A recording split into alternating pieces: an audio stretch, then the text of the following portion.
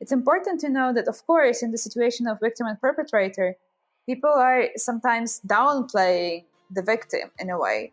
But in our case, I strongly believe in Ukrainian victory. I strongly believe in the Ukrainian army. I strongly believe in the power of Ukrainian people. I strongly believe in the importance of existence of Ukrainian narratives. This is something that is not just like, oh, please help poor Ukraine. It's help you strong Ukraine to withstand.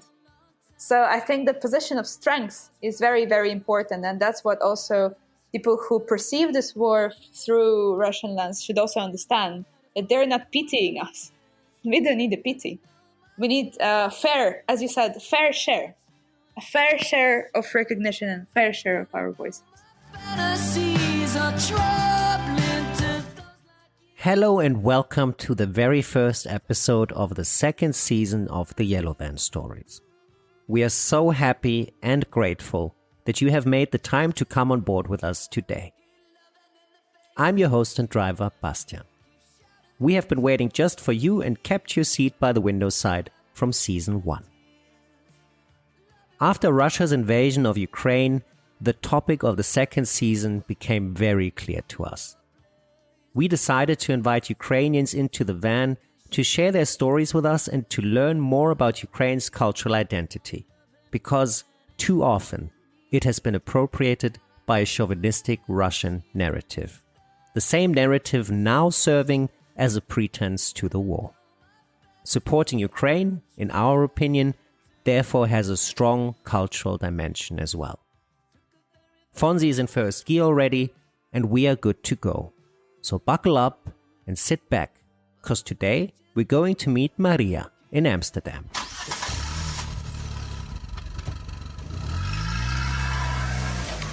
Hello and welcome to a new episode of the Yellow Van Stories. Here with us today is the screenwriter, director, and creative producer, Mariia Ponomarova from Ukraine. And I am very happy to have you here, Mariia, today to talk to us a little bit. Hi, and it's my pleasure to be here with you. And it's great that there is an opportunity to speak and discuss things. Thank you. I am so happy that you've said yes to this, because first of all, you were kind enough to send me a link to your works, which I think are fantastic. I'm going to just introduce you a little bit more also about what you do and about your work a little. We're going to talk about your work as well, also about the current situation for you personally, and a little bit also about film history in Ukraine, because I think it's very important to understand a few things about that. So thank you very much for making the time today. Very excited, and I feel very privileged for you to be here. And so before we start off, where are you right now, Mariia? I'm in Amsterdam. I live in Amsterdam since August 2014, and I moved here because of the master program in Netherlands Film Academy. So I decided to continue my studies after graduating from directing course in Kyiv. And I was looking for a place where I could either look at filmmaking from different perspective or to expand my horizons. So there was this master program here, Master of Film. And I actually, my application process was during Maidan time. So that was quite bizarre because I already submitted documents, and then it would the protest was on a peaceful kind of stage at that moment when I submitted. And then it all really escalated in January. And then, of course, horrible events of February happened. And then after all, the annexation of Crimea, the start of the war in the east of the country. And by the time I received the call that I'm accepted in the program, it was so bizarre to realize that I'm going to leave the country at this point, because, that's not the moment when you leave, it's the moment when you stay. Yes. But I felt that it's important for me to continue my studies, and it's important for me to sharpen my brain in order to tell the stories and convey Ukrainian perspective also in the world. And I keep on working with Ukraine. I keep on working with Ukrainian projects. I keep on doing my own Ukrainian projects till now. So this almost it's 7.5 years, even more, then I think it all worked out as I wanted. That's fantastic. Also, it ties right in with kind of also the reason for the podcast, and also what I spoke with Alexei about last week, about this putting Ukraine also culturally on the map, not for Ukraine itself, but for the outside world, because obviously the outside world has just always put Ukraine in context with Russia and also with Soviet Russia. And I think it's about time to also really value the amazing culture that Ukraine has to offer on its own account without a context at all. And your work is doing that. So when you said that that's what you set out to do, I watched your films. They're wonderful and they're doing exactly that. And I feel that I have benefited immensely from watching them to understand Ukrainian culture a little better. And what is going on there. And sometimes also, weirdly enough, I feel it strikes a chord with me because I know the Balkan region a little bit. I'm by no means an expert, but because I work and live in Greece a lot of the time, there are some similarities even. And when watching your films, I also perceived Ukraine a lot more European than I have ever before, because I could make that parallel in a way in my head a lot easier. So thank you very much for giving me this beautiful insight through your work that I hadn't had before. I mean, I'm very happy to hear it also, because I think even for my generation, I was born in 1991. It was always kind of ingrained in our upbringing, this whole like post-Soviet context, the idea of our parents living through a certain collapse of the country where they were raised, and us being raised on like similar tracks that were like in the making, so all this like programs of the like history books were changing. So like language distribution of the language lessons was changing. I studied in a Russian gymnasium in Kyiv, and I felt actually privileged. I remember thinking like, "Oh, I'm studying in something like in an institution that's related to Russia, like something that is like big and cool." Yes. Because what did I know when I was like 11? So it just seemed, and also like I felt that there was a lot of this colonial and post-colonial perception of the lingua franca Russian, of course, and the whole idea of why don't Ukraine get the second official language? People are anyhow speaking Russian. So all this kind of things that were not really emancipated yet from their actual I don't know even if it's actually emancipated from something. It's more like the whole emancipation didn't happen yet. Yes. The whole separation and the whole discussion about, wait a second, where did we just get out from as a country? Like why this whole, I don't know, the Lenin statue was standing there in Kyiv till 2014, and of course, and it got people put it down during Maidan protests. And I remember passing by in the trolleybus that statue, and on the side of it there was always written something about either inevitable connection of Russia and Ukraine, or I'm not even remember if it was not written like as a small Russia, like Malorossia, which was like how they were calling Ukraine in Russian Empire. So it was always about minimizing Ukraine and Ukraine as a supplement, and this inevitable ties. And also till this day in Ukraine, in Kyiv, there is in the city center, the big kind of a rainbow statue. It signifies friendship of Russian and Ukrainian nations. Yes. And it's just ridiculous. It's like, we're your oppressor. There is our friendship.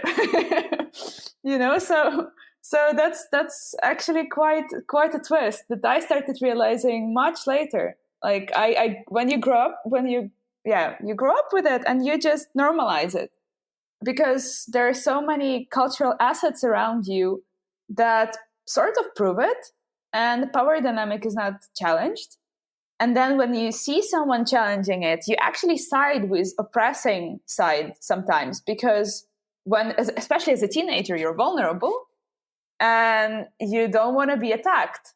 And therefore you try to, stay with this like, but we cannot overthrow Lenin's statue. It's art, right? Yes. Maybe, of course, there should be. I mean, and then again, when the statue was no more, there was a great discussion about that postament, like this kind of pedestal of the statue. And there were great art projects with that done by cultural institutions. One of them was called Izolatia. It's a cultural institution out of Donetsk that they needed to evacuate their institution when Donetsk was seized. There was a great cultural discussion about the fall of Lenin. There was the documentary short film made about the erection of Lenins and their fall down. So how do we actually even do this as filmmakers and, I don't know, people in culture? How do we think about erecting idols or like multiplying them and putting them across the countries everywhere and calling what everywhere purpose should they streets? serve? Also, what purpose should they serve? Exactly. And then there is this Ukrainian cultural institution called Izolatia. They were based in Donetsk. And then when Donetsk region got occupied and all this like things like the so-called Donetsk People's Republic happened, their cultural institution became a prison. So it's actually it's a horrible place now. Because like literally a prison. It became literally a prison. Yes, You're not speaking metaphorically. It was turned into a prison. It's a torture prison. It's a torture prison. Wow. Next to Donetsk. And I've been into Izolatia. I've been to that location because they invited me and my film school colleagues to show our student films there in 2011. Mm-hmm. So, and it was a beautiful place because it was revitalized. It was an industrial place, revitalized and turned into the cultural hub. So it was a place where the isolation materials were created. It's like on the outskirts of the city. And they had this like big production halls that were turned into galleries and to like workshops for artists. They had like a screening place. So now they operate from Kyiv. But again, now I even don't know if they operate now. I guess they do, but it's terrible because they already once lost their homes and they already once relocated to Kyiv, and then now Kyiv was under attack, and anywhere in Ukraine is not really safe. So it's just, again, this institution chipped in a lot into cultural reflection about the fall of Lenin. And I also advise everyone who's listening to this podcast to search for the short documentary. It's called, I think it's called Falls of Lenin. I'll definitely link to that. Like everything that we're talking about. I'm trying to The Fall of Lenin. The Fall of Lenin, and it's by Svetlana Shimko. All right, I will link to that. It'll be in the show notes. Yes. Yeah, it's really good. It's ironic, and it says that it's a farewell to the phantoms of USSR. All right. So these phantoms, I think they are everywhere, and also they're in any kind of type of cultural appropriation that people sometimes do unwillingly, because sometimes even like it's related to everything from cultural field that we perceive as culture directly to cooking books. Yes, there are like there's also great cookbooks, Ukrainian cookbooks actually, that are published by a Ukrainian British author. She's called Ola Hercules. And Ola Hercules, she is based in London, but she grew up in southern Ukraine. And she does a great job to, again, emancipate Ukrainian cooking from like generic Soviet cooking, Yeah. To give this, like, everyone probably thinks that, borscht is like, obviously Ukrainian, but not that obviously, because even like there was a shop, there was this like food store chain that from Russia that were positioning themselves as this like eco-bio store, and they opened 2 places in Amsterdam, and they were selling borscht as Russian soup. I also would have thought borscht to be Russian, to be honest with you. But I've made this mistake all my life as well. Absolutely, it's terrible. It's terrible, and I actually needed to write a complaint, and they And their like Dutch bosses were like, yeah, but we're doing it so people would recognize it. Yes. And that's I'm the like, problem. What the heck, Yes. What the heck? This is like really insane, and this is unhealthy. Yes. This is like, we'll do it just because it's simpler. No, Yes. people. Simpler doesn't work anymore. This is the cultural appropriation that has been going on for long, and this is also what we discussed with Oleksiy last week, and which is one of the problems. Also, if you look into Ukrainian cinema, for instance, like Giga Vertov, for instance, who made Man with a Movie Camera, what a film! Like, I mean, it is still, when you watch it now, such a great film, even though it is almost it's more than 90 years old now, and everybody, if you look into it, the filmmakers are usually called Soviet Russian, but Soviet Russian is such a big and such a huge term, because if you know the Soviet Union has always been of a very big cultural diversity, and just by the nomenclature of Soviet Russia for everything is really just a cultural appropriation that has never been right from the start, and it is, I think, something that needs to be broken with in the interest of everybody involved in this history, and. To be honest with you, that brings me actually to something that I saw yesterday. I watched Everything is Illuminated last night. Have you ever seen it? Yeah, I've seen it. My God, what a film. What a film. Really. What do you think of it? I actually have seen it 10 years ago. I think I was still studying in a film school in Ukraine, because I remember that my professor was really outraged. Because there is, I don't remember it very well anymore, but there is a scene with the potato where they eat one big potato, and that he felt really offended by that scene. Okay. He felt really that it's this very like Western gaze perception. All right. But to be honest, I'm also watching now Killing Eve, and it's a series. With one of the characters is supposedly Russian there, and I feel no mercy to Russian culture already. And they really do this kind of one big potato scenes there, like okay. So yeah, it's kind of like a one big. Of course, in general, I don't indulge any type of Western gazing into any kind of culture, but now I feel so much rage towards Russian imperialism that I'm like, okay, you bastards deserve it. Yes, and obviously that's a very understandable sentiment or feeling. I don't know about that. I thought the potato scene was very good, but obviously I have my own perspective on this. That's why I also wanted to know yours. But in general, I think it was an absolutely wonderful film, because and this is why I actually talked about it with you, because one of the last lines in the film goes, everything is illuminated in the light of the past. Yeah. And I think having that in mind, will help us also understand. If we understand the past, we can only then move into a future. And this is why it is so important to understand that there has been a lot of cultural appropriation, and it is difficult and it's important to differentiate. And that's also why we are here today. And we're talking a little bit about Ukraine. After watching the film, though, last night, this is something that's very close to my heart as well, though. I realize how much, Ukraine has suffered in its history to some degree.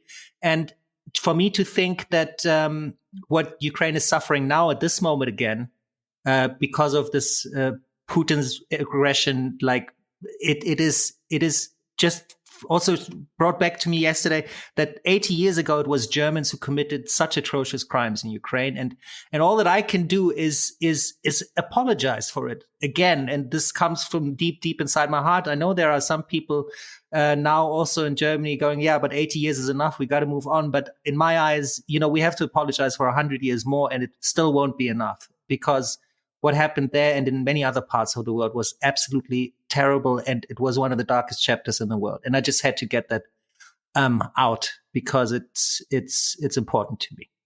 So I appreciate it, actually, and I also want to reflect my own fear that we'll not hear such apologies from Russians. And when I'm saying this, I also want to make like a very clear one thing really clear. I'm 3/4 Russian by blood. Yes. I'm just 1/4 Ukrainian. But I was born in Ukraine, I was raised in Ukraine, and I have Ukrainian passport, and I identify myself as Ukrainian. And my Russian grandma recently messaged my mom that Ukrainian language doesn't exist.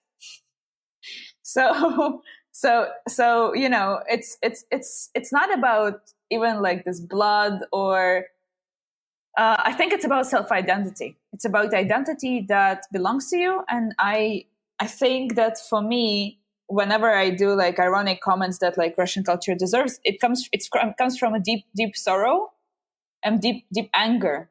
Yes. That people who live with the kind of worldview that their culture is privileged, that they deserve to oppress, that everyone else is their victim. And whenever it's kind of this abuser's talk, that I'm going to force you to love me.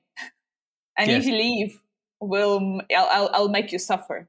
So that's why I think I'm really hoping that there will be time when Russian people will also feel that 80 or 10 or I don't know 100 years are not enough, and I think they should.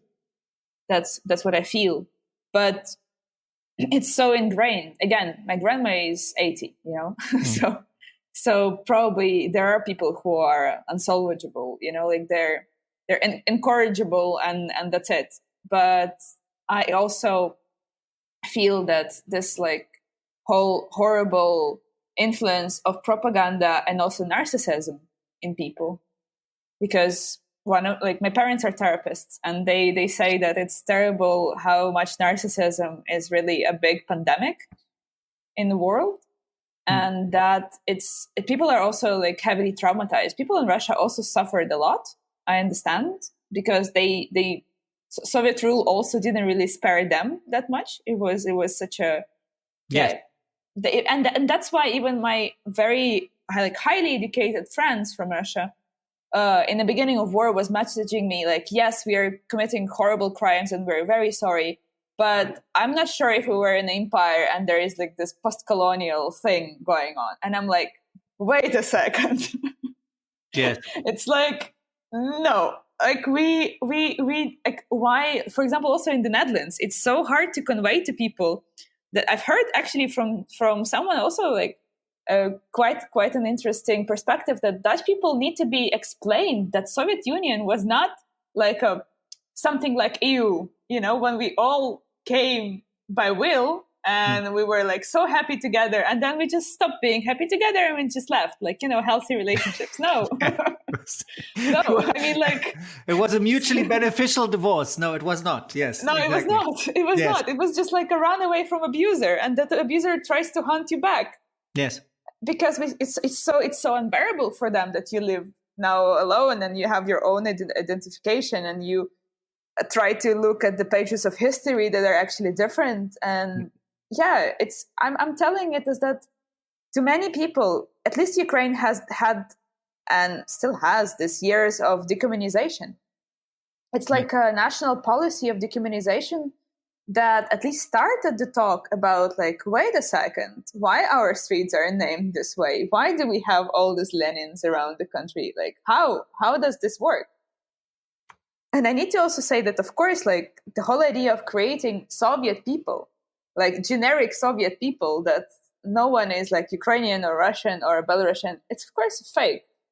It's impossible to impose it on someone, but this whole at least 8 years of decommunization helped a lot of people who were raised with different standards, with different approach to life, and they were never taught critical thinking. Like they had the main Soviet newspaper that was called Truth, you know. Yes. What's more like out of books of Orwell than the newspaper that's called Truth, you know? So and at least this like whole generation of my parents and people that are older than them, they needed to like really have this like mind-boggling questions to themselves, like, wait a second. And of course there was a lot of like rejections and a lot of denial and a lot of struggle, but it's from struggle where you try to figure out if it works or not. Yeah. And then people started really doubting, oh, this whole Russian invasion in Czechoslovakia in 1968, maybe it was not out of friendship. You know, they at least started questioning, like, maybe it was not really that good, you know? So, yes. And people in Russia probably still believe in such friendship. And yeah, they're also thinking that it's an act of friendship to bomb Ukraine and to destroy cities. And I'm like, of course, having this ironic tone of voice now, but it's my maybe defensive mechanism to not, yeah. Which is very understandable, which is absolutely understandable. And this is, I mean, this is also something that is, you obviously dealing with this as we speak as well. This is an ongoing thing. That this is very, very, very challenging, I can only imagine. I just want to stress also, we're not bashing Russian culture here at all either, because I think Russian culture is amazing. I love Russian literature. I love Russian music. It's wonderful. Also, Russian people suffered during Soviet times as well. If you look at the gulags, like books like Solzhenitsyn or Svetlana Alexievich, wait, okay, yes. Come on. I just wanted to quickly finish. So it's not about these things. It's about having like a Ukrainian view in this that is not overshadowed by anything Russian, or that is contextualized by Russia. This is, I think, at least what this conversation is about. But now you go, because I seem to have triggered something. Absolutely. Trigger alert. Yes, definitely. That's one part of the story. Of course. Also, another part of it, it's like step by step. I'm going to also advise you, and maybe we can add it in the podcast footnotes. Sure, everything. I'll add everything. An article at one of the great Ukrainian news outlets, or actually just online magazines. It's called LBUA, like Lівий берег UA, LBUA, and it's an article by Lesia Ostrovska-Luta. Yeah. She is prominent cultural actor in Ukraine, and she wrote a great article on what Ukrainians want and what they need in the cultural front now, because it's called "Do Ukrainians Really Want to Cancel Russia?"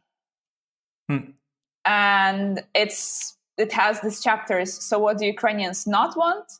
And what do Ukrainians want?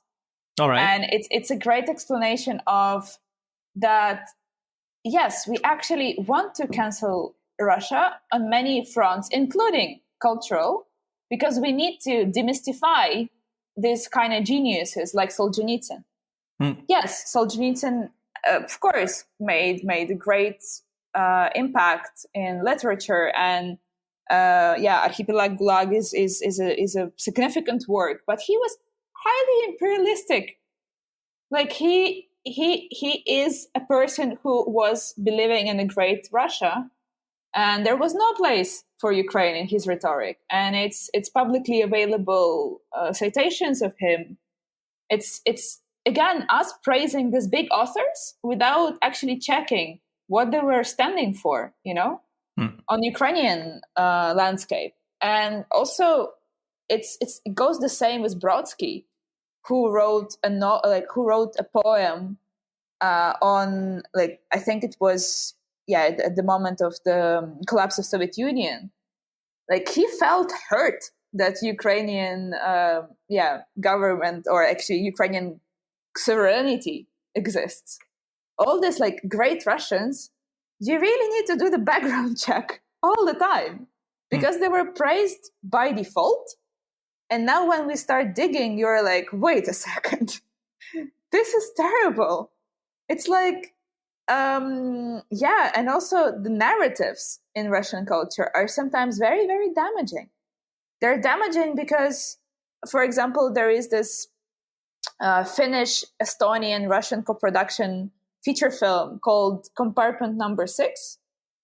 And it's a film that won Cannes. So it's like a contemporary film. Mm-hmm. And one of the leading characters is abusive Ukrainian guy. Sorry. Oh, what a Freudian slip. It's one of the. Let's edit it. No, let's see. No, I'm kidding. No, please. It was abusive Russian guy. Mm-hmm. That's riding in a compartment with the Finnish woman, and it's a adaptation of Finnish book, and there was this whole sentiment to this kind of 90s Russians mysterious soul. This whole of like, yeah, they're abusers and they're horrible, but deep down they're very good. They will be rude to you, they will be intimidating, but when shit really goes south, you are like being saved by them, and they will of course make crimes, but in order to save you. So, and this film till today is in cinemas in Amsterdam. Oh, okay. And I'm like, what the heck, And they were trying to defend themselves, like, yeah, it's a Finnish film. Yeah, it's also a Russian co-production. So if anyone knows what is a co-production, and like listeners of podcast, I could just quickly say that whatever is co-produced, also and is distributed or having like a cinema run or has any type of sales, the income from the film comes to the producers in the countries of production. Therefore, there is definitely an income from run of this film in at least Dutch cinemas. So by going to watch that film, you're funding Russian culture that promotes this terrible Stockholm syndrome film, where it's romanticized how cute he is, So it's just terrible, and it really annoys me and angers me that I actually also stand firmly for boycott of Russian cinema. I have dear friends that are oppositioners and that they're filmmakers that did important work in the Russian landscape. But until Ukraine is not free from Russian troops, until the country is not restored, until all my colleagues in Ukraine don't have the same chances to be represented in film festivals and cinema runs, until they cannot really finish their works or shoot in Ukraine, I mean, by shooting, of course, shoot films. Yeah. Because there is other shooting going on. Yes. That's very obvious to me. And there are film festivals who are trying to navigate it, and it's tough for them because they were used to have Russian representation. They made the safe choices like, yeah, anything that's government related are not going to be presented. We're cutting ties. But yes, still, it's very hard for them to acknowledge that it's not just about canceling culture. It's about power dynamics. It's about representation. It's about same opportunities, because it's much easier to do what you've done before.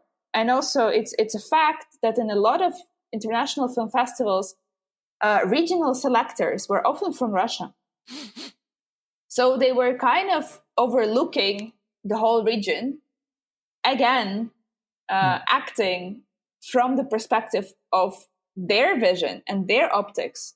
And therefore, you're always at mercy of some pre-selector at some big festival. And it was always normal for everyone that it's Russian. It's like, who else would represent the region? So that's just so hard. there's a lot of baggage in that sense. I can obviously pick up from that a lot of baggage, a lot of cultural appropriation, as we have already said. That's been going on for a very, very long time. And I think it's becoming quite obvious also to some degree, because the narrative that Putin is using in order to justify his invasion in Ukraine is very much built on that foundation as well, this cultural appropriation. We will free you. We're your bigger brother. Like you said, we're coming to rescue you from the terrible Nazi regime that is led by a Jew that lost some of his family during the Holocaust. So that's why I hear you loud and clear that.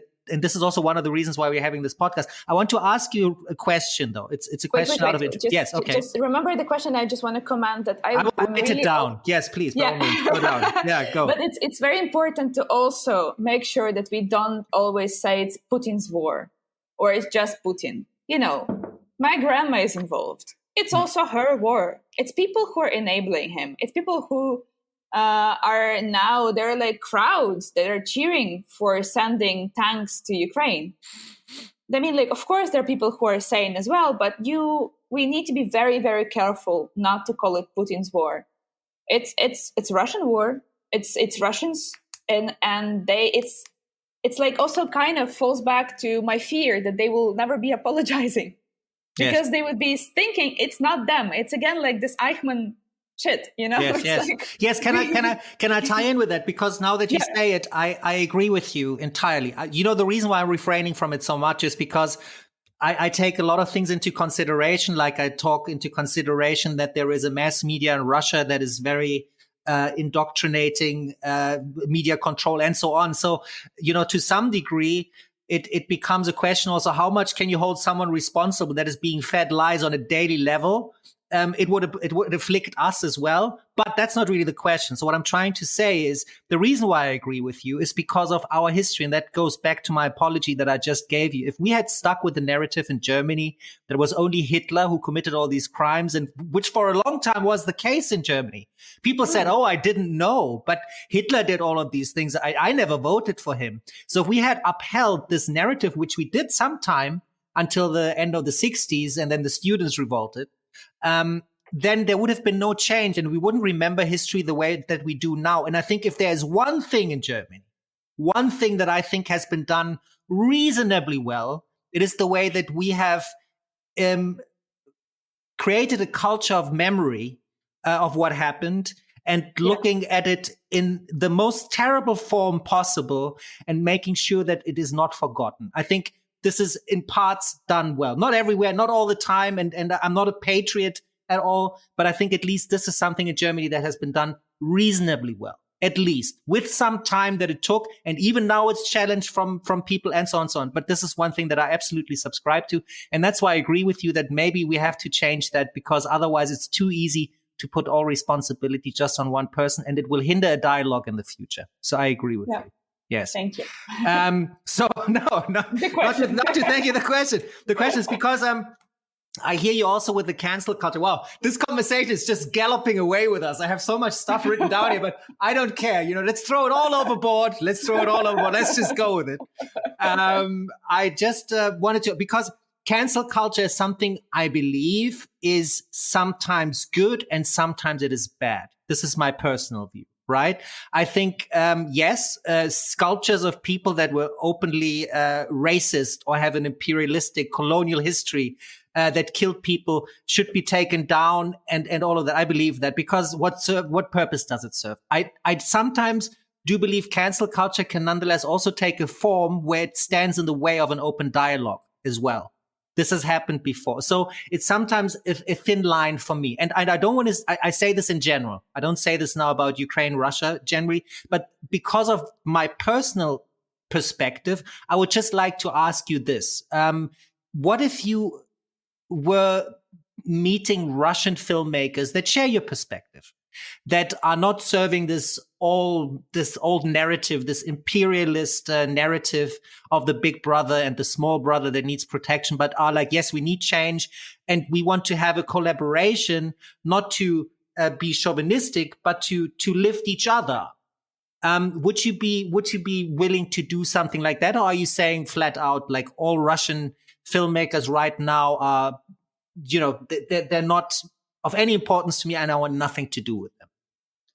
I think it's an interesting question because, of course, I have actual cases. All right. I have actual colleagues that are also reacting very differently. Some of them are getting deeply offended. Some of them are, recalling that they're half Ukrainian. And I constantly ask myself, what if I would be unlucky and I would be born in Russia. I mean, I'm saying unlucky now because not because it's deeming bad or good. It's just because I would not live through Maidan. I would not live through decommunization, and I would need to do all this homework myself. And I'm proud of my friends who actually did that homework and were born there. And it took them so much effort. And they're now also, I'm respecting when they don't say shit, you know, when they're keeping head down and saying, we're no one to collaborate. We cannot collaborate with you because we respect that it's your voice now. It's a platform for your voice. We were for centuries collaborating, you know, in so many ways that we respect your choice and we respect your space. But then also there is another type of close colleagues and everyone who, of course, I understand they worked on their films for like years. I also have a film now that is going to be released in 1 month in a big festival that I did as a creative producer. And of course, I understand it's like 5 years of your work. It's a very tough field to work on, and you're finally having your film on festivals. And then it's important that when we say that boycott Russian culture and boycott Russian films, is that it's a terrible choice, but either go with the statement of neutrality and saying like, I'm not going to capitalize my film, or I'm not going to make sure that it sells well because Putin is mentioned in its contents, you know? Or like, for example, there is this outrageous case, and I have dear friends who edited this film. The film about Navalny is opening the Seattle Film Festival, and Seattle International Film Festival made a statement that they are making this film, their opening film, because it's a film about dissident, Russian dissident. But this Russian dissident had a very clear statement that Crimea is not to be returned to Ukraine. You know, and they keep on calling it conflict in their statement, not war. So yes, you sometimes special military operation. Not even that. I mean, like it's just ridiculous how people are willing to help, and then they're stepping in the same like spaces of mistakes, and it's impossible because it's again comes from good, supposedly, you know. And that's why I respect so much my friends who are like understanding that it's no space for collaboration now until the moment when the reparations are paid, where the Ukrainian borders are restored in full. When, I mean, yes, they might have the same ideas, they might have the same vision with us, but it's for them to step back now. It's their call of solidarity. That's how they can show it. They can show their solidarity by not capitalizing on the conflict, by not saying, but we are also victims. Yes, you were. And yes, it got amplified because it got even more unsafe to you to live in Russia now. But why would I care, you know? My parents are displaced people now. So, you know, it's like you cannot, there's this meme of Jesus like complaining to someone next to him in a chair, you know, it's like a viral meme. It's like, yes, I hear you, but I also don't hear you, you know, like they ask for understanding, and we as humans want understanding from our friends. That's normal. Yes. But again, I mean, I can do these things in private. I can privately message people that I'm happy that they accomplished their work. And then they're getting offended that I didn't do it publicly. I'm like, no, I'm publicly standing for boycott of Russian cinema. It's very clear. It's like, there are clear reasons why. There are clear reasons that it's impossible now to take it case by case, like some people argue, or like maybe we should be more critical, you know. Yes, maybe we should be more critical when the whole homework is done, when the damage is addressed, when space is shifted, when we stop following the same patterns, then maybe. Yes. So that's why I think it sounds innocent, when it's like, yeah, you guys probably should be collaborators, with only one, kind of asterisk there. I entirely understand, because I also, it's not just about this conflict, as far as I understand. And please, you can correct me anytime because and it's not just about this war. Exactly, it's not, because if you look into the history, which I have to some degree, again, I'm not an expert, like I'm not really expert on anything, but from my understanding, at least, this has been a conflict that's been going on for very long, like with Ukraine wanting its independence already in 1914, pretty much, when celebrations of the 17. 17, sorry, yes. The Rada was actually installed and so on, and against Russia, going against everything, keeping them down, then invading Ukraine, annexing it, and so on and so on. So there has been a long conflict, and also a cultural conflict. Like, then you go into the works of Parajanov, for instance, Shadow of Forgotten Ancestors, which I talked about with Alexei previous week, and what happened to him, how his movies were forbidden, how he was thrown into prison for 4.5 years, who died eventually also because of all the heavy burden that he had to carry after that, just because he made films that were free of of Soviet iconography.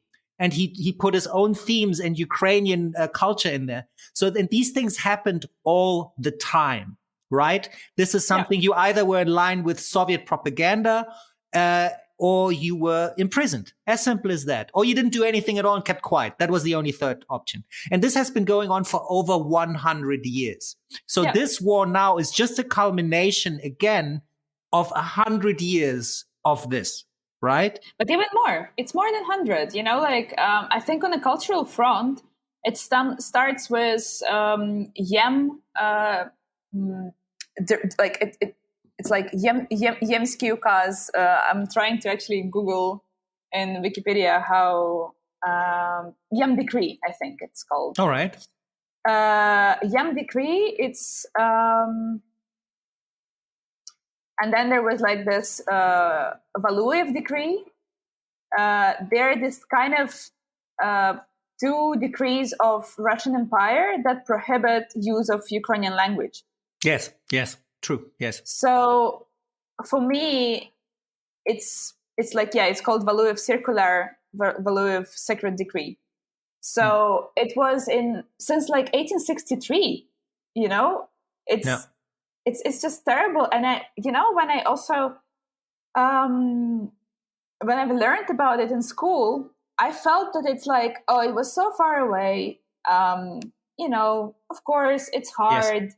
But now I'm seeing like, they also had like Lithuanian press ban. They had like whole tension, of course, with Polish language used there. I mean, like, it was very unbearable for them to know that something is beyond their control and that culture is not really tameable for them. And also, it's interesting that I thought that it's all really distant history. That, come on, it's like people who believe that feminism won, Yes. It's like, but we're good, right? Women are voting. We're fine. Yes. But it's like that with everything. Also, if you ask, for instance, in Germany, a lot of people will say, why are people still asking for reparations? Like in Greece, for instance, But then you realize it's easy to say that we shouldn't pay any reparations if you are the one that has kind of benefited from the situation afterwards. Yeah. And there's a different memory about these things in general. So there's never enough time passed unless, nobody is alive anymore to remember it. And even then there's a responsibility because it is memory. Again, everything is illuminated in the light of the past. And the more light we shine on the past, the more we can look into the future. And there was this one beautiful sentence of Amanda Gorman, which I can't recite now, but which deals with something very similar and is very important to contemplate, I think. I did take another look because it is very worth reciting that part of the poem here in this context. And so in her poem, The Hill We Climb, that Amanda Gorman wrote for the inaugurational ceremony of President Joe Biden, she writes the following lines. But while democracy can be periodically delayed, it can never be permanently defeated. In this truth, in this faith we trust. For while we have our eyes on the future, history has its eyes on us. And, of course, my rendition of this poem was very poor compared to Amanda Gorman, but I think it was very worth reciting it here anyway. Now on with Mariia. Yeah. No, I actually also want to say that I think it's important to do your homework on your own first. And I think for me, my homework now is also recognizing how certain things that I tackled in my works are, now that I look at it with different optics, we need to return again and again to certain things that we produce. Because in 2015, I did a short documentary, and it's available online. It's called May 9th, and it's a documentary about my own birthday. And I was born on a Victory Day that was back then just May 9th. But then after the beginning of Ukrainian-Russian war in 2014, we started celebrating it on 8th and 9th on both days. So the Day of Remembrance and Day of Victory. So for me, being born on Victory Day, it was always like a cool benefit, like it's always a day off. I don't go to school. It's always like a nice weather. But all my birthdays started at the military cemetery because the parents of my father are Russian. They're both coming from the village in the Tambov region, and they were firm communists, and my granddad worked in KGB. My granddad is counterintelligence agent. And I asked multiple times my dad, how much in blood are the hands of my grandfather? And he tried to convince me that because it was anti-conspiracy, as like this anti-spy person, he always worked with some people, I don't know, like preventing Turkish agents entering Soviet Union, something like this. But I don't know, because, no one knows what people in a secret service did. But the whole thing is that because I made a film about my own birthday, and it's a film that's like mostly situated in a cemetery. It's a military cemetery in Kyiv. I actually don't know if it survived the attack, because in one of the first days of assault on Kyiv, the big TV tower was blown up. Yes, exactly, and the cemetery is right behind. Okay, so it's like literally like right behind. It's like in my film you see that tower. Yes, because it's just like it has just a fence in between. So I don't know if there is actually if the grave of my grandfather and the whole location is still there. But the whole thing is that he was buried in a military cemetery because he was having a rank, of course, and he left KGB for like I don't know, like he didn't leave. Of course, no one leaves KGB. it's impossible. Yes. I laugh a lot in this podcast, but it's again just a defense mechanism. Don't think that I'm that insensitive. It's just that I'm trying to laugh it out, because otherwise I will just cry all the time. But But I think laughter is not a sign of that. Sorry, just quickly. I think there's one line that goes like, if people say you can't laugh anymore, no, they haven't understood the seriousness of the situation. So I think laughing is, as you said, is a coping mechanism, but it's also important to keep that going if it's at all possible. So don't apologize for that. Thank you. Yes. So the thing is that I made a film about my birthday, and I was convinced. And if you can also attach the film. Film is publicly available. So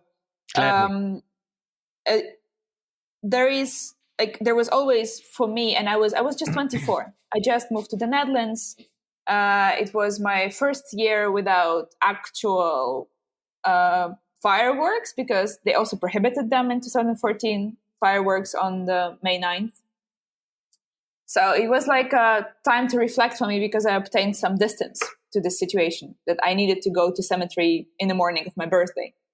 But I found it peculiar that I need to make a film about this, because I don't know many other people who start their birthdays with going to cemetery since they remember them. Yes. Themselves. So I thought it's like, I kind of I was so normalized for me that I needed to actually denormalize it. And there is this one shot in the film where I show up close this symbol of KGB on his grave. And I remember that during the editing, we put that shot because we simply didn't have enough material. I mean, that problem, don't worry. the material was scarce. But you know what? You should never, ever do such compromises.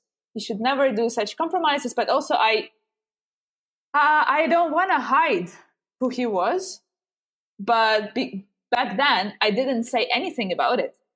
I didn't reflect upon it. I was just, again, normalizing it that, happens. Like my grandfather was who he was, but I'm telling you a story of my birthday. So that's why, actually, one of my close friends and a colleague told me a couple of years ago that that's why she was irritated by my film, that it was nice, but they kind of I introduced some sort of level of discussion there, and I don't talk about it. I just kind of put it in. It's already triggering you, and then I'm getting out of there. So, because again, I was 24 and I was not really up to speed in my political thinking, I didn't see what I've done. And therefore, the film was just it's just 8 minutes. It's voiceover driven. It's my personal reflection. I wanted to keep it quite small and neat. But now I was like, oh yeah, I actually put a trigger there that I never came back to.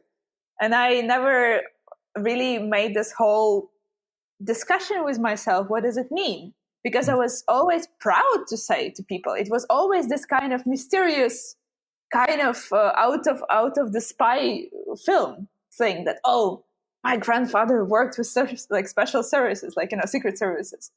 So it felt as a cool thing, but it's not a cool thing. And I probably would never know how much my grandma was involved in it, because I guess that she was. So, and then, she passed away in 2010. My grandfather passed 10 years before I was born. But again, I don't know how much of burden is to have such grandparents. And again, that's why maybe I'm very, very much, obliged or feel an urgency to clarify what I'm standing for now, because it's very unclear. Or at least my father and my aunt, the children of these grandparents, they themselves don't really know what to tell me about the job that my grandfather did, because I don't know. And how was your relationship with your grandmother? I tackle it a bit in the film because she was this tiger mom. It was kind of not really up to negotiations if I'm going to the cemetery on my birthday. It's like, this is what we do. And the initiative came always from her. So, and also, she was this classic, privileged class Russian woman living in Ukraine. She was working also with Red Cross. She had great friends. She was friends with Amosov, who was the surgeon who did the operation in the heart. She was in a very privileged position. She always told me in my childhood about this all pieces of furniture that they got from Yugoslavia or from Hungary, or that she could travel a bit. They lived with my grandfather in Hungary for a couple of years when my father was small. And all these stories were coming out of perspective of yes, we had access. We had access to these things. And I felt ooh, cool. My grandparents were cool, that someone couldn't do it and my grandparents could, and it was fine. And then I actually always like after she passed away, I was actually having this strange feeling that maybe it's good that she haven't seen Maidan, because we would definitely be in a deep fight with her. Because it was a big uprising of national identity, and for me, it's important to stress that it's normal that after so many years of repression, national identity uprising happens, and people confuse it with nationalism. And this is very odd to me. It's like, yeah, you have something suppressed.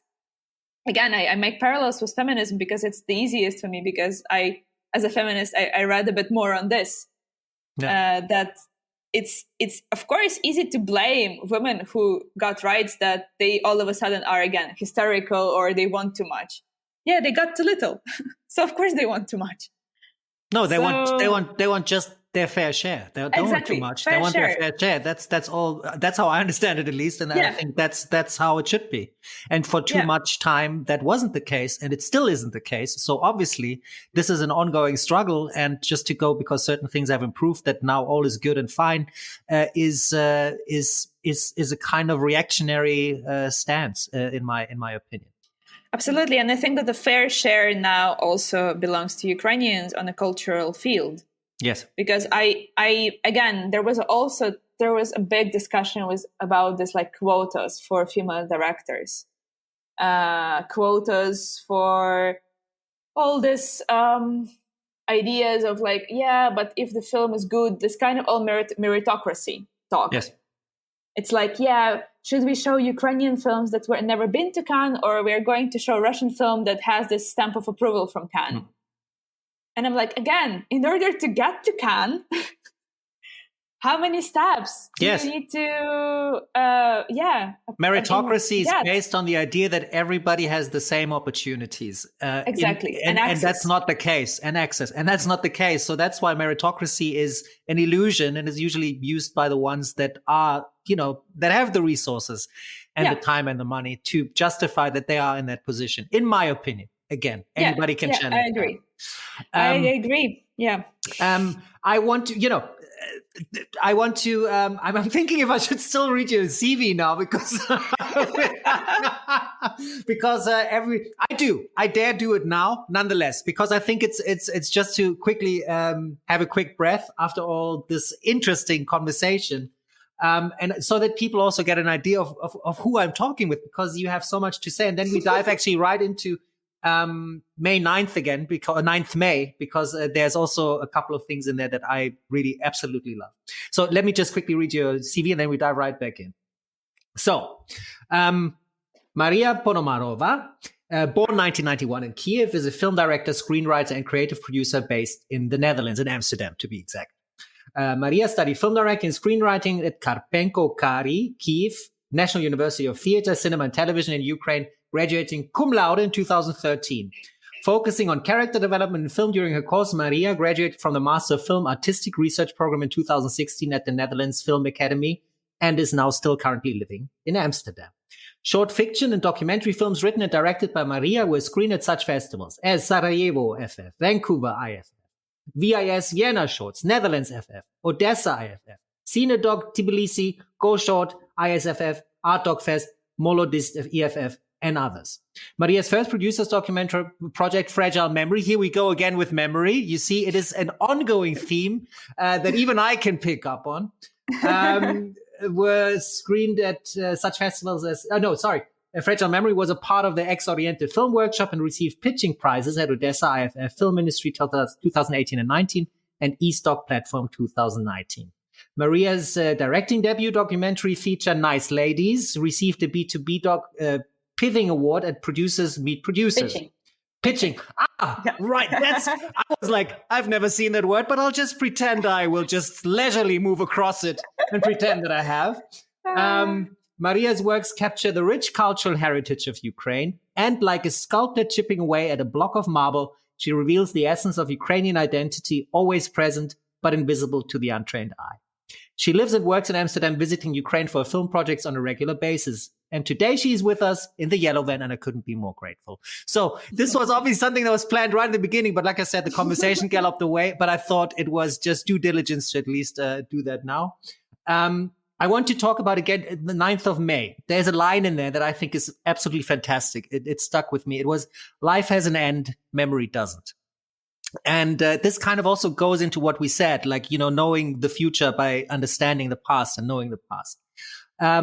And I think your work focuses on that a lot. Also, Fragile Memory, which is a trailer that I've seen, which deals with a cameraman, a DOP that discovers a stock of old film, like a huge film archive, shot by his grandfather, who was also a DOP and working for the Soviet film industry.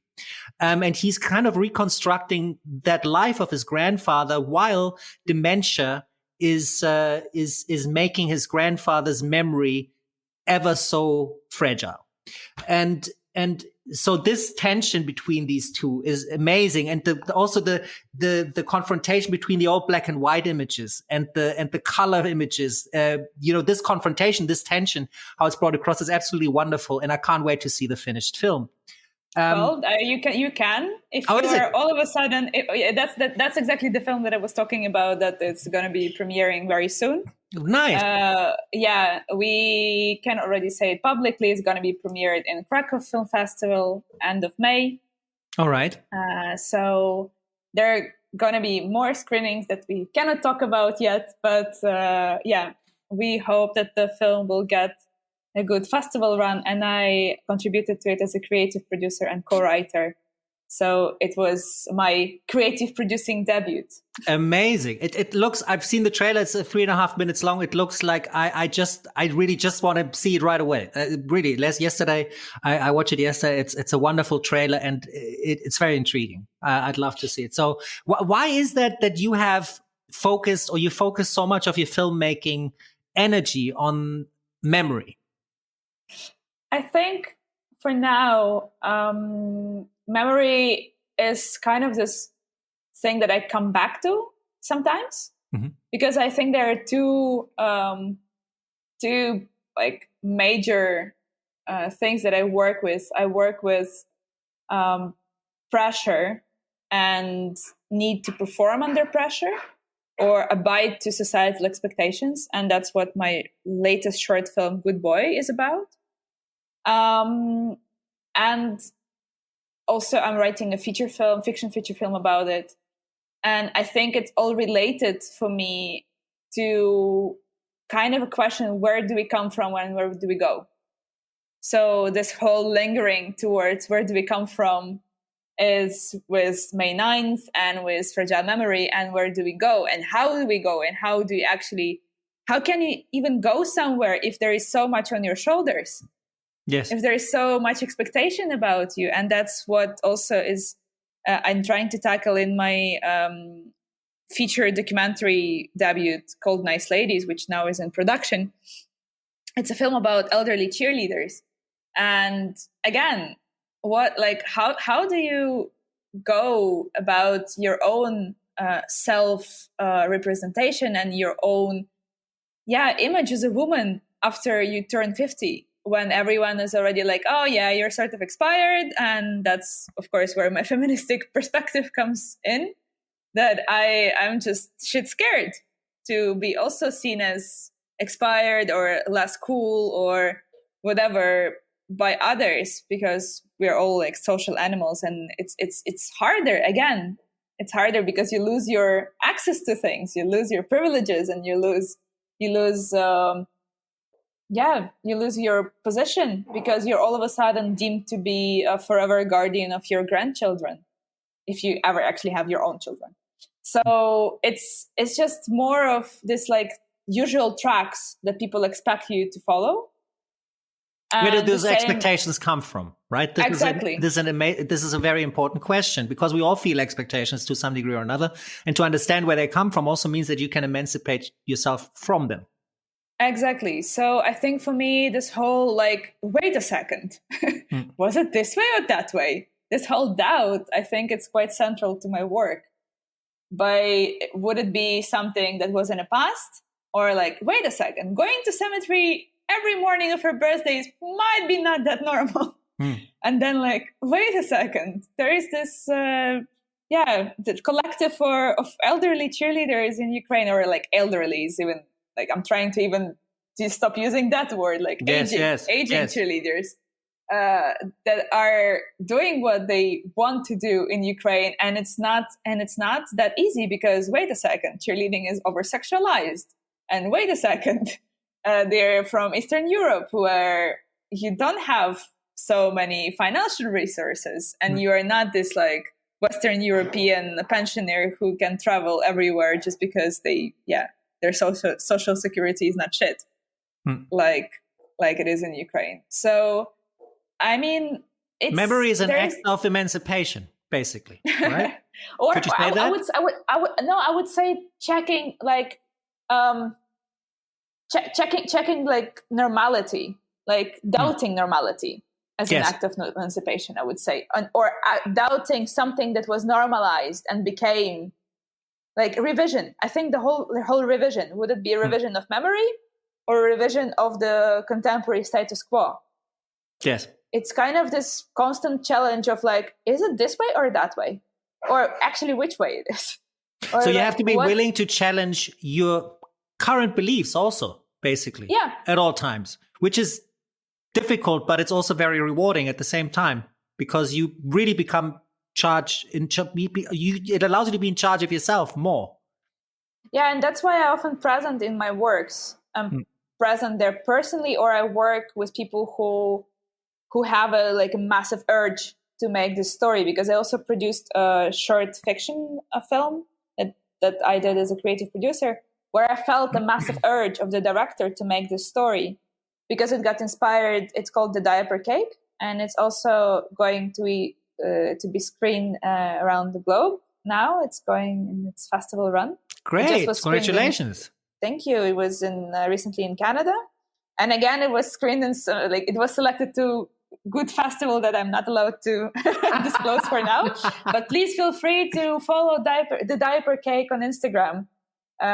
We post all the film updates there, and I felt that it's not the film that I wrote, it's not the film that I'm going to direct, but I know that the director wants to revision the status quo of things, and by doing her film, she raises important questions of, she looks at this so-called normality that close that we stop thinking that it's normal anymore.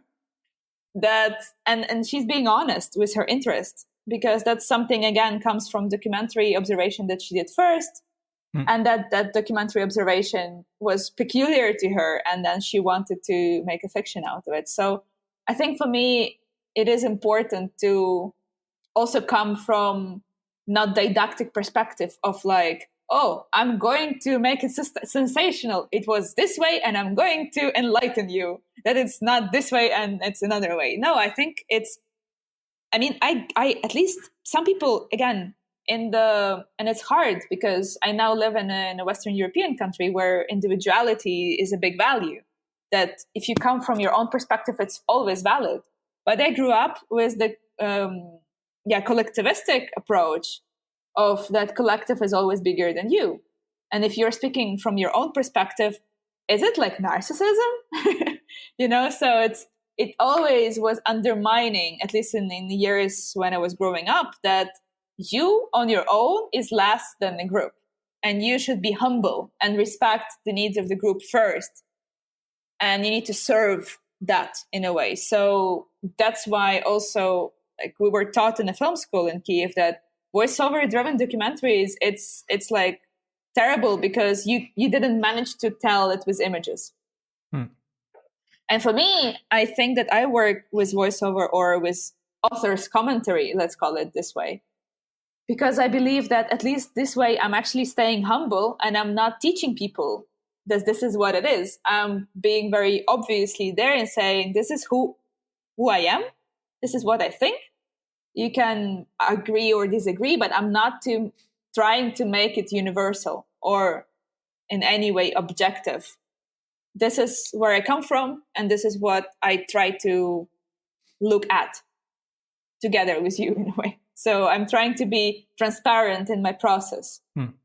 And that's why I think it's important to not self-censor yourself by saying like, yeah, but maybe no one wants to know my story, who I am. I'm maybe not that interesting. I am probably not that interesting, but I lived through certain things that I believe that can have, like, I can have certain entry to some topics that people can discover through stories that I see.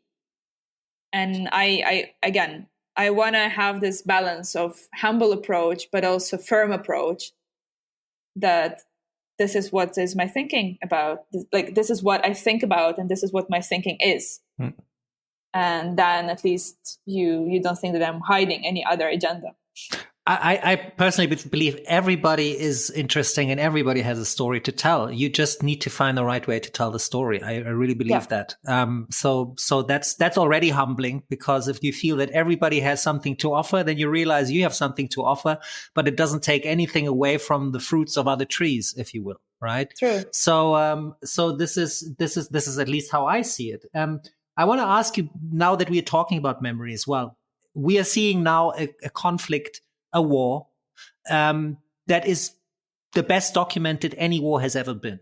And we see images of it every single day, whether we want to or not. Sometimes we don't even have a choice. As soon as we switch on a television or we are on social media, it is almost inescapable.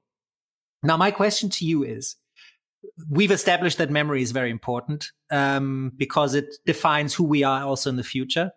But how do you think about the representation of war, like looking at these images day in, day out? Does it serve the purpose of memorizing or creating a public memory of what happened? Or is it also maybe doing the opposite and dulling our senses and making us turn away? What is the right measure in this, according to you? It's a good question. I think that Susan Sontag, in her book on photography, argued a lot about that. Yes, and it was 70s. It was even pre-social media. Great book. Yeah, it's a great book, and I think I would not try to reinvent what she said. I think that I would just try to agree with her on that. It's of course numbing. It's numbing when we see that much images, but we don't have any other choice. I mean, Ukrainians see it with their own eyes, even not on television, not on social media. And it's painful reality that you cannot switch off. Yes. You cannot mute it. You cannot stop it. You cannot wake up from it as from a bad dream. This is painful. But this is the pain that is so unstoppable in a way, that with this whole images of war, I think it's important that we would not try to sedate ourselves or pretend that this is too hard. It's again like, oh yeah, we're losing our privilege of living in a peaceful world because we already lost it. There is no discussion. I mean, like, I'm luckily not under the shellings and I'm not running to the bomb shelter, but overwhelming majority of my social circle and my family are doing that. Like, I'm checking the sirens every day as many other Ukrainians who are living abroad. And I cannot compare my experience with people who lived through it, but I can be respectful to their experience. And I cannot unlearn that they lived through it. So I think that at least the images of war, and that's also something that maybe we can put in the footnotes of the podcast, is at least try to find something that's more than sensational. Because that's exactly, in my opinion, and I would again just agree with Susan Sontag on photography, that it's important. I guess it was in that book. It's important for us to remember that it's not some people that it's very dehumanizing when the war becomes a war. And that's why I would probably suggest everyone who listens to this podcast to check out documentary films and documentary videos of Babylon 13. That's the collective with whom I'm associated since 2013. We shaped as a collective. I played a little role there, but still I played a bit of the role.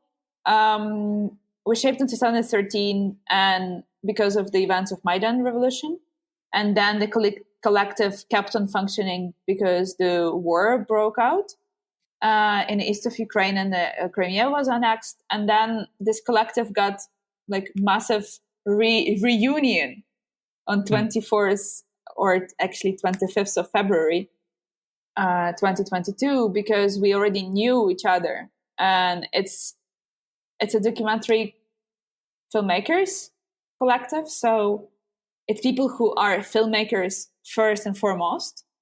They're not doing journalistic assignments. They're not having any sort of editorial agenda more than the manifest of the organization that's publicly available. There is always attention to human stories and something that comes from Ukrainian perspective. So it's Ukrainians filming Ukrainians, which is also very important from the representation standpoint. And it's imagery of war that is also reflected upon. Because I believe that's exactly the dimension that separates journalism that needs to stay objective with filmmaking that's always subjective. Yes. So that's why I think, watching images of war, you cannot switch it off, but at least you can also curate it and watch those images of war. That's actually that I have as a note here for me. Exactly that. Art serves as a curation of the information. That's wow. Yes, and that's where its importance comes in memory as well. It's amazing that you are thinking exactly the same there. Actually, yes, that's what that thought struck me as well. Yeah. So that's why I would just suggest following Babylon 13 and make sure that you remember that it's not some vague Ukrainians. There's very particular Ukrainians who are living and suffering through this, and it's important that you see details, that you see smaller snippets in a way, that you know that you could have seen the pictures of Ukrainian sculptures and monuments being protected with like with big sandbags. And there is, for example, like a short documentary on this, like simple observation. But because it was thought through by a director who did this, it stops being just an action or an event of, look, Ukrainians protect their monuments. It's a reflection on how it feels to have your monuments in danger. And instead of thinking of, people probably could also think that, your survival mechanisms make you think just about if you're safe or not, but people still find certain energy to protect what's so important to them, the cultural elements around them, the monuments. So it's just, I think it's beautiful when highlights stop being just the sensational flashes, that they become stories. It can even become, as terrible as it is, it can even become clickbait, these images, and what is more dehumanizing than that in the end? And that's why that's where art and culture is leaping that gap and making it humanizing it again in that sense. Exactly. Exactly. And I think that the whole this talks about dehumanization, and after that, when we agree on that, then decolonization and all this overthrowing this imperialist structures, that is so important, because again, the whole war and actual battlefield is in Ukraine, but cultural battlefield is so much broader. Yeah. And that's why it's also so much harder to fight it, because it's less visible. And that's why also, of course, our casualties in Ukraine are terrible. It's horrible. It's absolutely insane what's going on. Yes. And we need to also minimize them by stopping, not just, of course, we should stop buying, like Western countries should stop buying Russian gas and oil, but also we should make sure that for people who keep on believing that it's fine to keep on buying Russian gas, that they would not go to watch Russian ballet just because they would think that they're separate things. That, that art is above politics. That's the most insane and horrible thing that I've heard. That I mean, it's just people who say that, I'm just so shocked. And that's why I'm so happy that I did my master program in Amsterdam, because before the studies, I would probably think the same. It's here in the Film Academy here, that's where I've heard that well, wait a second, art is political. Everything is political. Language is political. How do you spell Kyiv is political.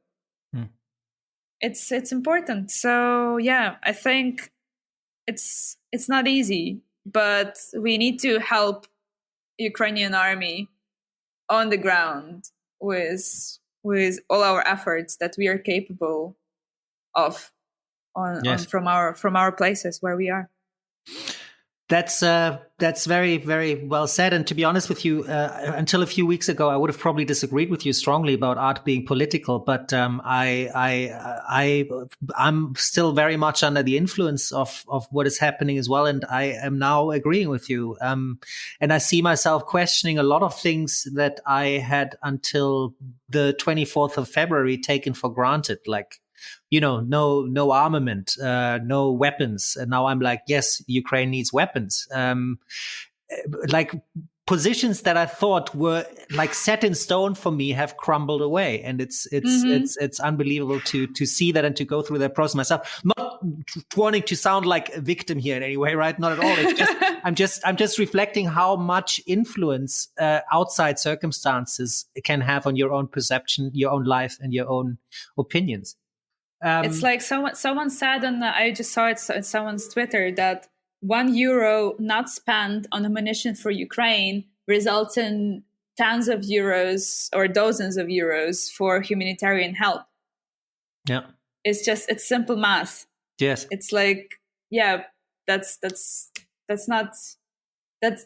should stop thinking that we can stay pacifists. Yes. Too late.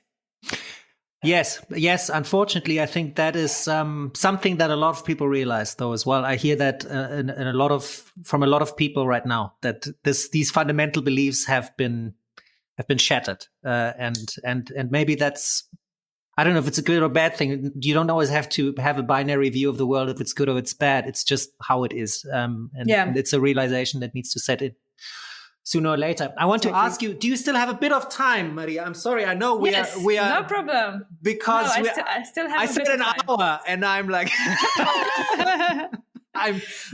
it's going interesting. So I agree. I agree. So I would like to just keep this going a little longer, because I would also like to know how all of this affects your filmmaking itself, because you said, for instance, Nice Ladies, a great trailer as well that I can link to with your permission, of course, about the cheerleaders. That I cannot allow yet. Okay. Then I will just have to talk about it. Yeah, no, I mean, you can link the production company website so people can see them at least. Whatever you can grant me, I am willingly I'm gladly accepting and gratefully. Yeah, they're beautiful stills on the production website. So perfect. That's enough, I think, for now. then I will link to that. Otherwise, I can also just describe it in shining colors. Actually, you have already done that anyway. But this film, for instance, is set in Kharkiv, right? Yeah. And now, just for my understanding, are you still, because I saw the trailer, is it already finished or is it still in production, the film? It's in production. So how does this affect your filmmaking process now? Because Kharkiv is pretty close to the Russian border. It is one of the cities that has been attacked mercilessly. How does this affect your filmmaking process in this film and maybe other projects as well? To be really frank, I was shit scared for my characters, and I'm still shit scared for my characters who stayed. Do you hear from them? Are you in contact with them? Yeah.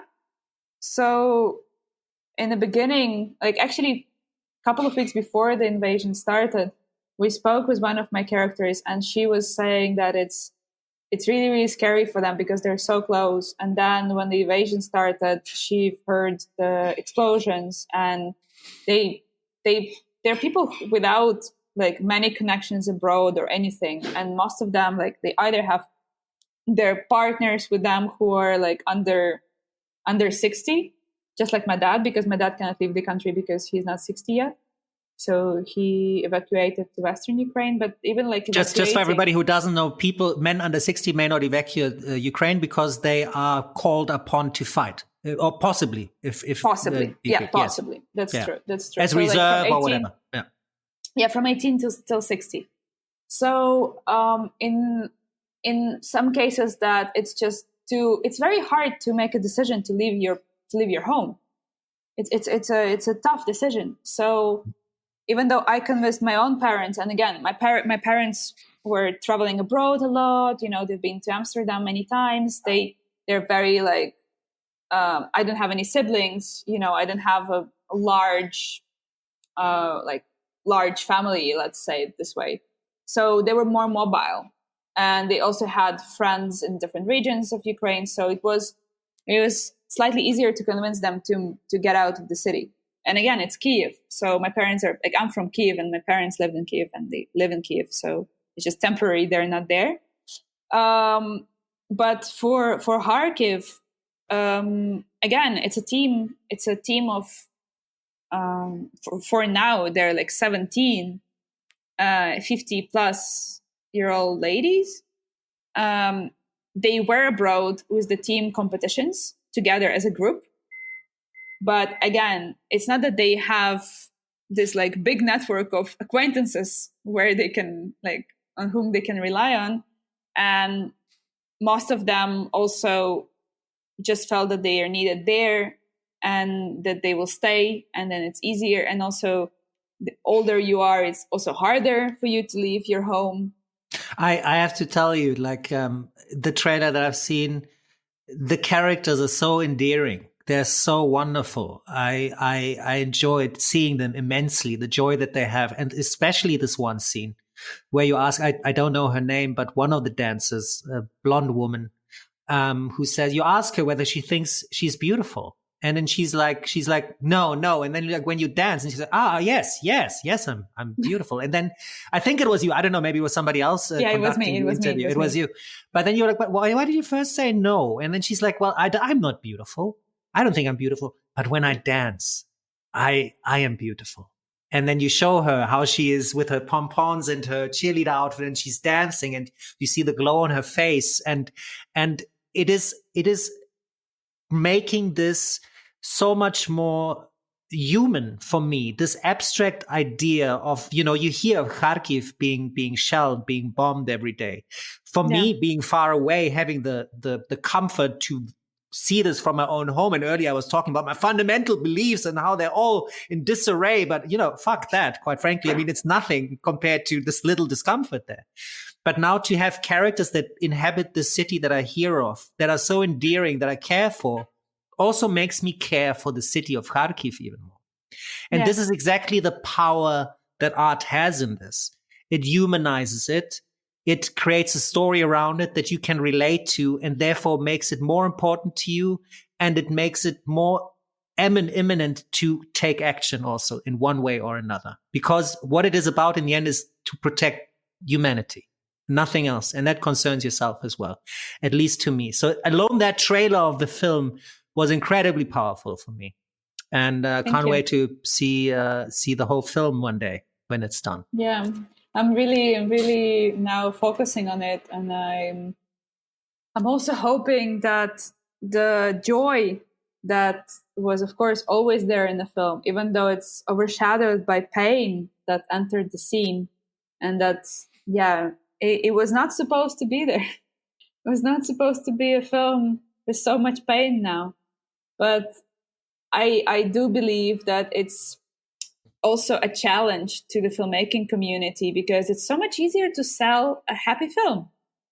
Because people are tired, they like Netflix, they like sitting on the couch, and I'm guilty of the same. I mean, we all are. Of course, we all need entertaining stuff, and I know that it was always easier to pitch this project as something entertaining, because there are this inspiring women, there is this cheerleading. Yes, of course, there is some questioning about like how come cheerleading is so like not an place for aging women, and why it's outraging in people's minds, or why it's so all of a sudden different. But again, I'm just happy that at least now in this whole like darkness, there is something that they can cling to, like they're clinging to it as something that also, like many athletes do, that's something that enables your body also together with your mind to be present and to know that you're strong, not just because you're cheerful and lovely. That's why I mean, like, which are all just outside qualities, all just outside qualities. Exactly. Yes. And that's why I mean, even quality. Sorry, I'm not even sure that's a quality. It's just outside impression. Sorry. Yes. Exactly. It's an outside impression, and I always wanted to make sure that this film does justice. That they're so much more than this outside impression. That they're like, it's a Klondike. It's just they're so rich. They're so beautiful in the biggest scope of this word, and that they cannot be just applauded for being outstanding just because people didn't expect them to be who they are. It's about actually problem with people's expectations, not with them. Yes, absolutely. And it was a big drive for me to work on it, and it's a big drive for me to keep on going, because it is hard to be inside the whole traumatic experience yourself and keep on reflecting.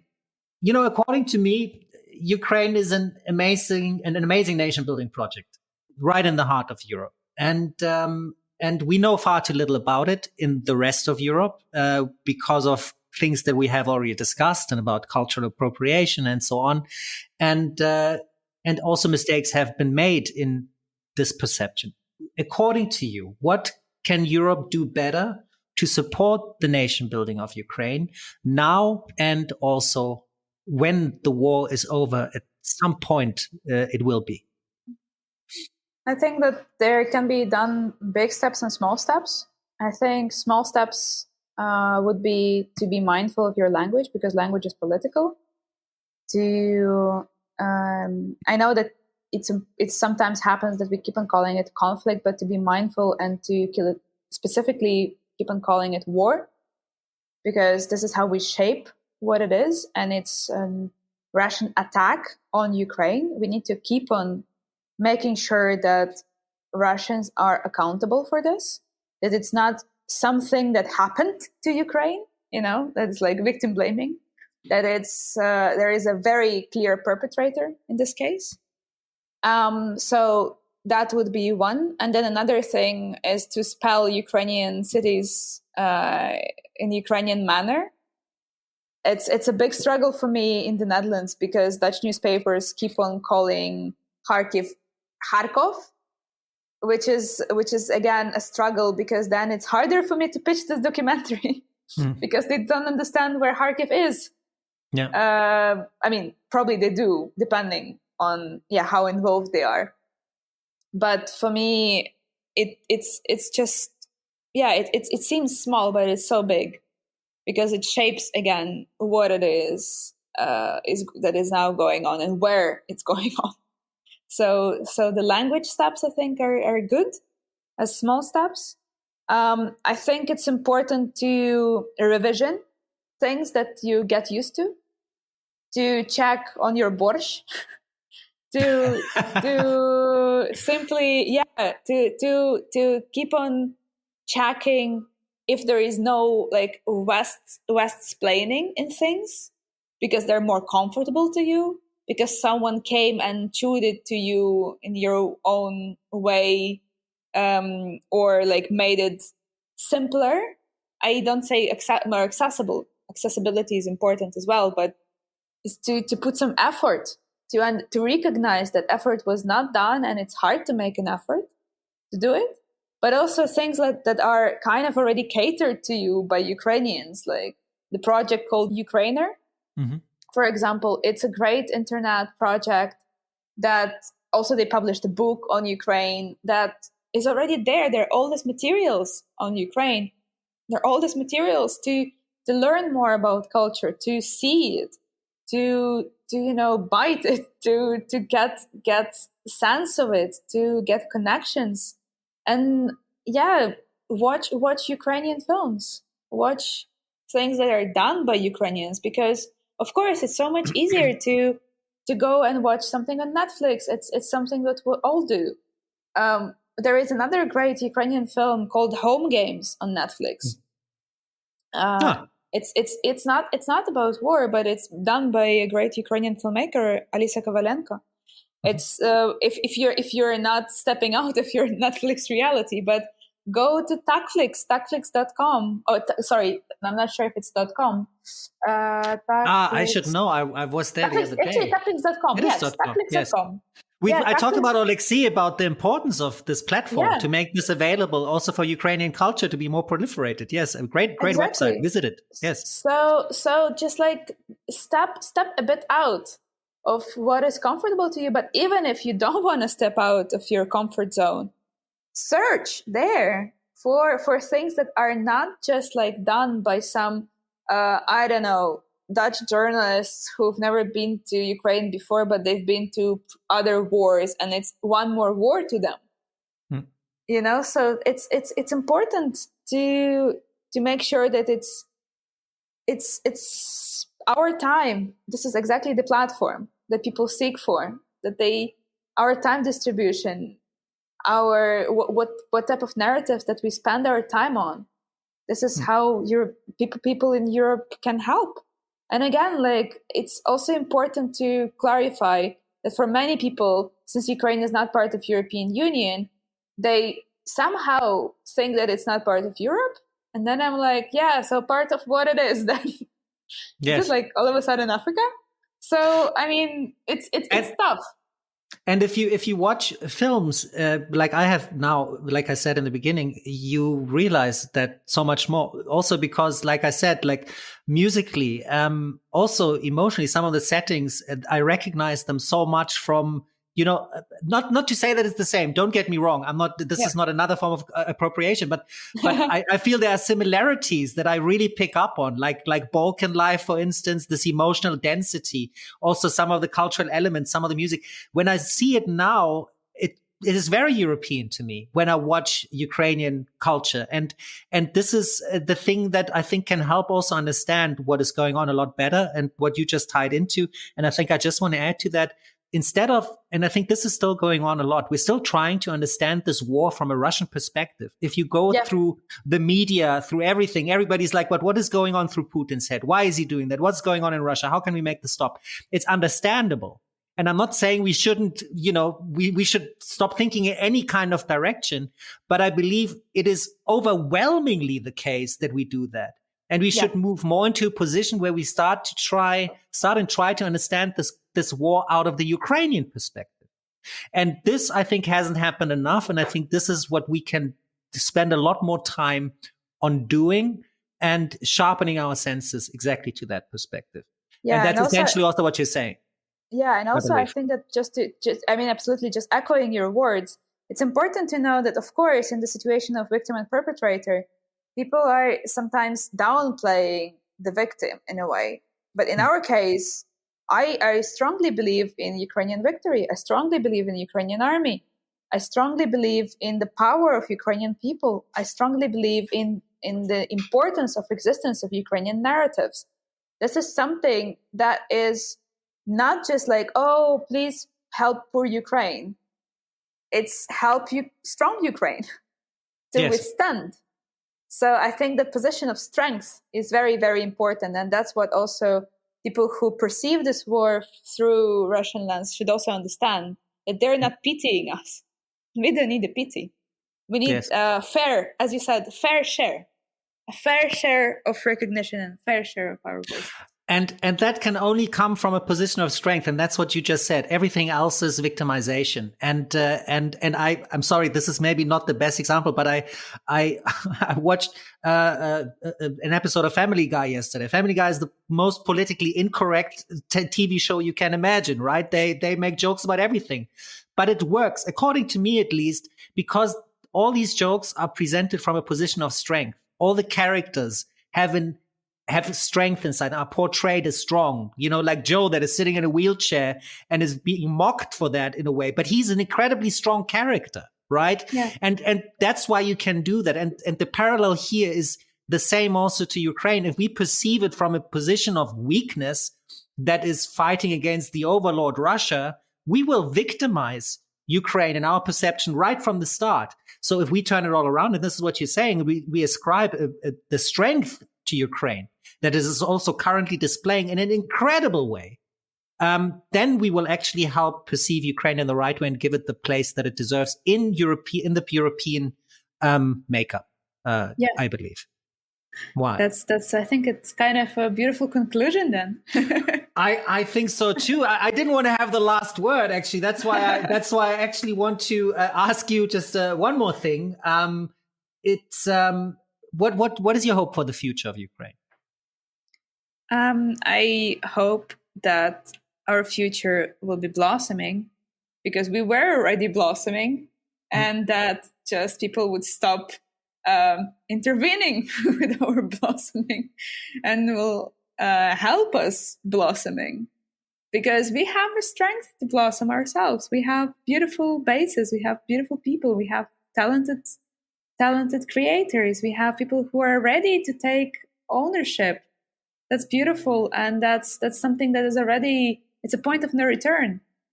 There are a lot of problems, still a lot of problems in Ukraine, a lot, but at least we started tackling them. We started looking at them. We started, discussing them. And I think my big hope for the future is that, that we'll start rebuilding very soon.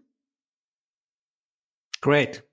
And just that's one thing I ask everybody. It's not like a question. It's more like an interest, and also for everybody who's interested in helping or supporting Ukraine. Do you have any organization, anything where you say people can donate to? It's a cause worth supporting. I think there's many, but it's always nice to have a bit of a personal recommendation as well. Yeah, I think that I would suggest donating to an organization called DocuHelp. Mm-hmm. It's funded by, it's an organization that's initiated by the festival called DocuDays UA. Mm-hmm. So it's one of the biggest documentary film festivals in Ukraine. It's actually the biggest and the oldest. It's existing for 19 years, and it's based in Kyiv. Its edition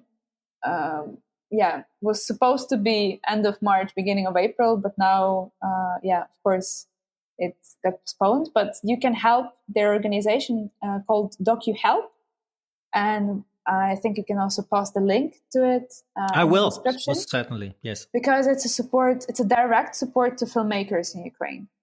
All right. So this way you can make sure that there is enough supplies, there is like covered cost of fuel, medicine. They're also publishing their reports regularly. You can do it by bank transfer using TransferWise, or even like cryptocurrencies, or just simply via like credit cards. So it's all enabled, and it's important that it's very, it's quickly distributed. So it's much faster than bigger organizations. So that's one. Mm-hmm. And then let's actually focus on this one because there are many more, and I probably don't want to because again, if I'll start naming them now, it will be I will definitely forget something. It'll be many. Yes. Yeah, and I'll feel ashamed. So let's go with your initial instinct, and if you in the next days think of anything else, I'll link to some other things as well. No problem. Yeah. Easily done. And I will just say that I really know closely people from DocuDays and DocuHelp, because I was also helping to moderate in the festival before.